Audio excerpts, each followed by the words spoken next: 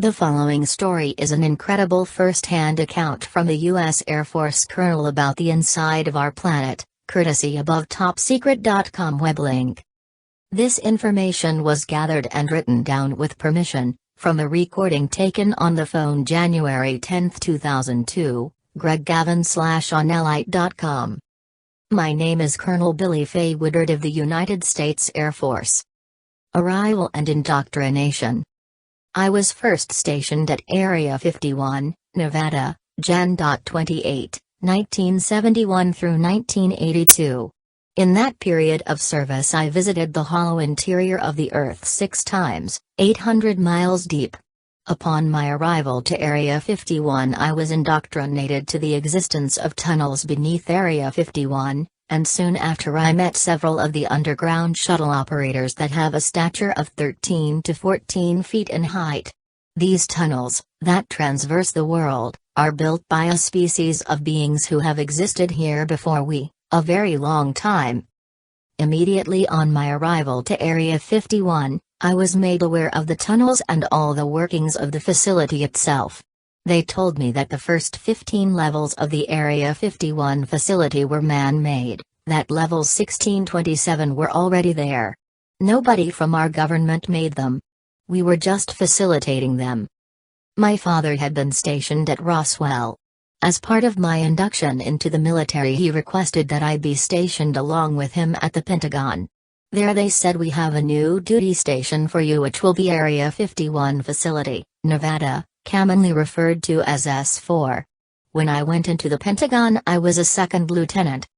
When I came to the Pentagon they gave me the field commission as first lieutenant.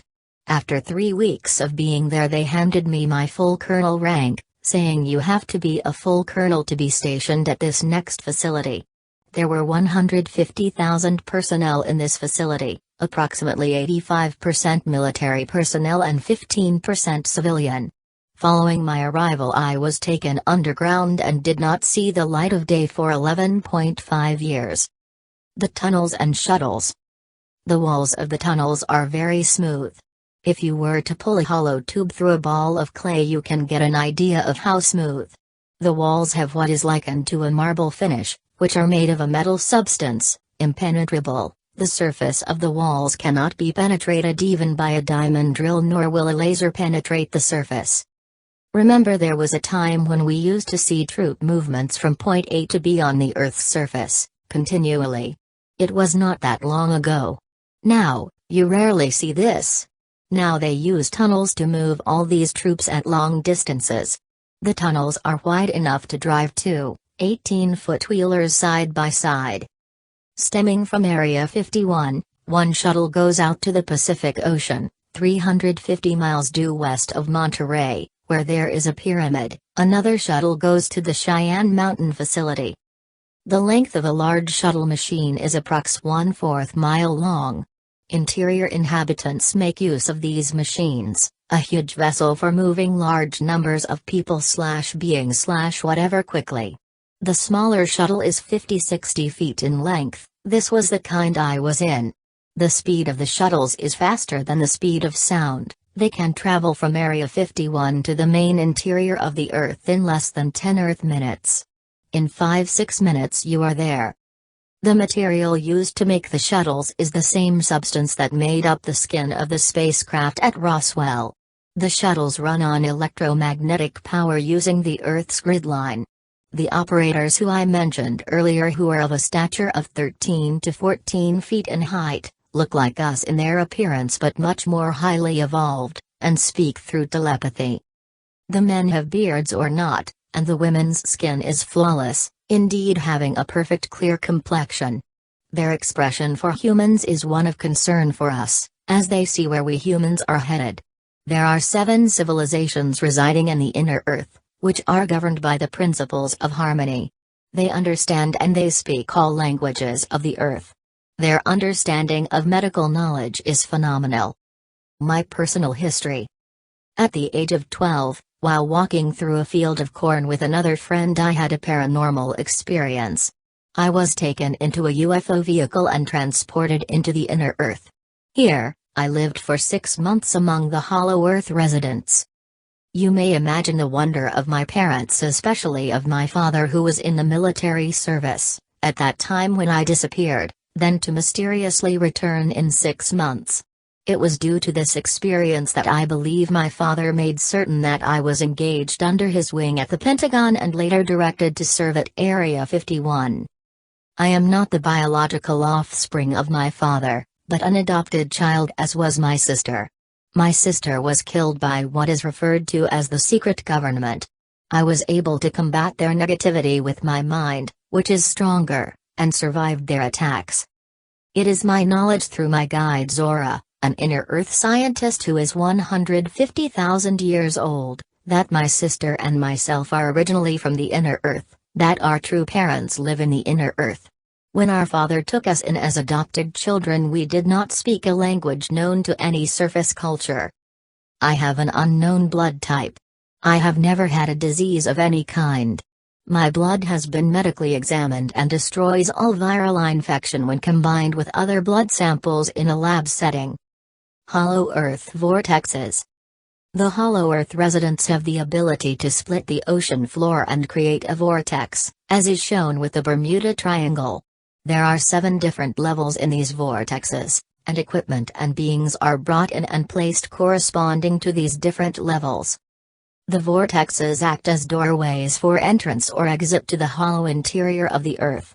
There is more than one triangle area off of Florida, one at Lake Erie, and another off the coast of Mexico, one off of Japan, as well as other geographic locations of the Earth. These are called quiet zones. These doorways allow creatures from the interior to come out and in, such as the Sasquatch, Loch Ness, etc. All planets are hollow, as is the Sun, which is really a planet. There are civilizations in the Sun which have colonies in the Earth's subterranean regions. Seeking entry. In order to locate an entrance to the inner Earth, wherever you are underground, all that you need is your compass. The compass will spin as if you are standing at the North Pole at the tunnel entrance to the inner Earth. When I left the military service, I no longer had a means of going into the hollow Earth. It was necessary that I seek another way. I, and a party of interested seekers, rented a plane which took us to the very rim of the North Pole. The people of the interior. The people of the interior were very free with showing me around. Very articulate in showing you what is exactly going on. They do not hold anything back. They always ask permission when working with nature. They ask the plants for permission before consuming them or cutting them down. They ask the Mother Earth before they build on it, and do so build with the lay of the land which best suits their environment, a practice similar to the American Indians, therefore seeking to preserve a harmonious state at all times. Wanting to be one with nature at all times, they are more spiritually advanced than surface dwellers and greatly respect Mother Earth. The atmosphere is crystal clear. As a rule, there are at times clouds, but nothing like rain clouds. The temperature is a constant 73 degrees. The people in the interior speak directly with the animals, and the animals speak directly to the people of the interior. There is no need for hoarding. For everything is free, no need to create in abundance as everything is ample. A process of bartering is more common than trade in money.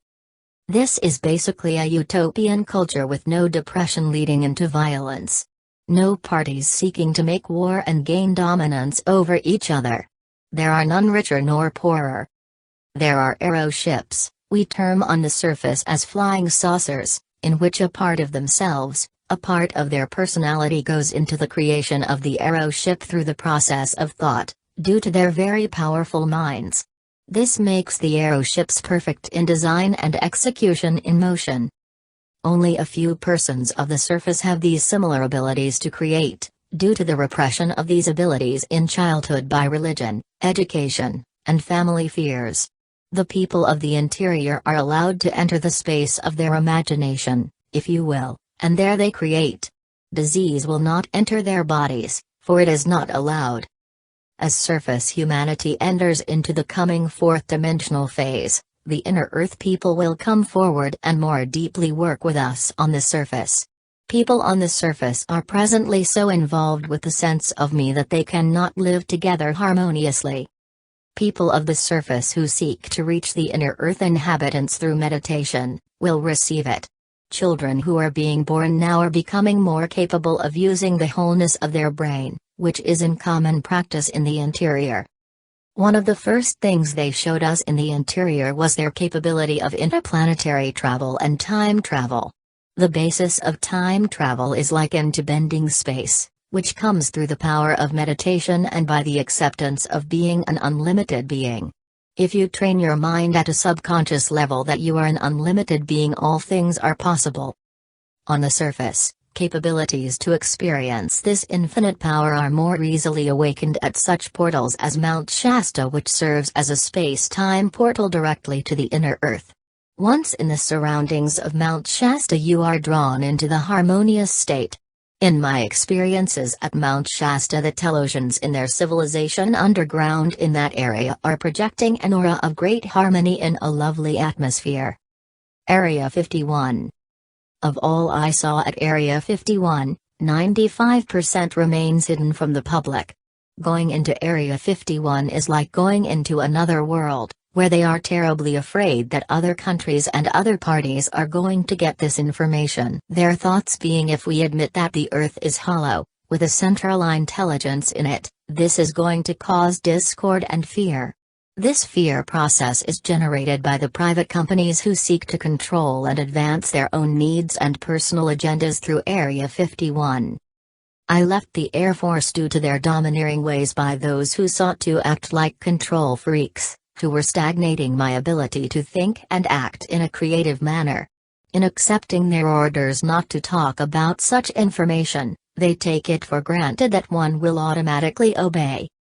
Because of my outgoing desire to share information and inform the public at large, my service pension and all my benefits and rights, such as the use of the commissary, dental and medical, were taken away. I was in the military for 13.5 years, from basic to the Pentagon and then to Area 51. The genetic engineering that is taking place at Area 51 is with our younger generation. The milk carton children whose photos were commonly seen in the markets in the past, were abducted and taken to Area 51. Level 16 of Area 51 is the genetic engineering level, where they are using our children for experimentation in longevity and powers of the mind. The major force behind this is what is termed as the secret government. There are civilians of the secret government which are in control in several areas of Area 51. There is a network of tunnels underground that go all the way to Europe, South America, the several continents. And there is an intermingling of this great network of tunnels throughout the globe, of which many governments use. God bless you and be with you. Colonel Bill Fay Woodard.